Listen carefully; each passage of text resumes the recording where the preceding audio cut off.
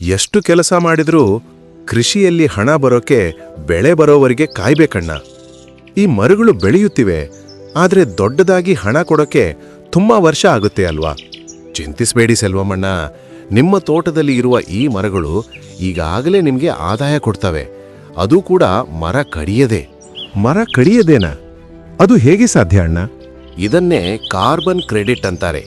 ಈಗ ಜಗತ್ತಿನಲ್ಲೆಲ್ಲ ಫ್ಯಾಕ್ಟರಿಗಳು ಜಾಸ್ತಿ ಕಾರ್ಬನ್ ಹೊರಹಾಕ್ತಿವೆ. ಆದರೆ ನಿಮ್ಮ ಮರಗಳು ಆ ಕಾರ್ಬನ್ ಹೀರಿಕೊಂಡು ಸ್ವಚ್ಛವಾದ ಗಾಳಿ ಕೊಡ್ತವೆ.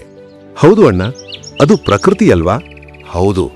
ನೀವು ಪ್ರಕೃತಿಯನ್ನು ಕಾಪಾಡ್ತೀರಾ ಅಂದ್ರೆ ದೊಡ್ಡ ದೊಡ್ಡ ಕಂಪನಿಗಳು ನಿಮಗೆ ಹಣ ಕೊಡ್ತವೆ. ಇದನ್ನ ವೆರಾ, ಗೋಲ್ಡ್ ಸ್ಟ್ಯಾಂಡರ್ಡ್ ಅನ್ನುವ ಅಂತಾರಾಷ್ಟ್ರೀಯ ಸಂಸ್ಥೆಗಳು ಒಪ್ಕೊಂಡಿವೆ. ಕೇಳೋಕೆ ಚೆನ್ನಾಗಿದೆ, ಆದರೆ ನನ್ನಂತಹ ರೈತ ಅಷ್ಟು ದೊಡ್ಡ ಕಂಪನಿಗಳನ್ನು ಹೇಗೆ ಸಂಪರ್ಕ ಮಾಡೋದು? ಅದಕ್ಕೆ ನಾವಿದ್ದೀವಿ, ವರ್ಡ್ಯಾಕ್ಸ್ ನ್ಯೂ ಎನರ್ಜಿ ಪ್ರೈವೇಟ್ ಲಿಮಿಟೆಡ್.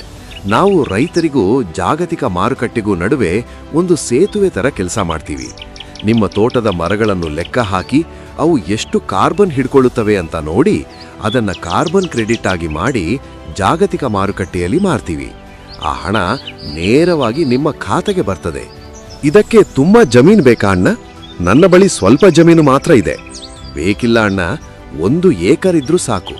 ನಿಮ್ಮ ಬಳಿ ಎಷ್ಟು ಜಮೀನಿದ್ರೂ ನಾವು ಈ ಯೋಜನೆಗೆ ಸೇರಿಸ್ತೀವಿ. ಸರಿ ಅಣ್ಣ, ಯಾವ ಮರಗಳಿಗೆ ಹಣ ಸಿಗುತ್ತೆ?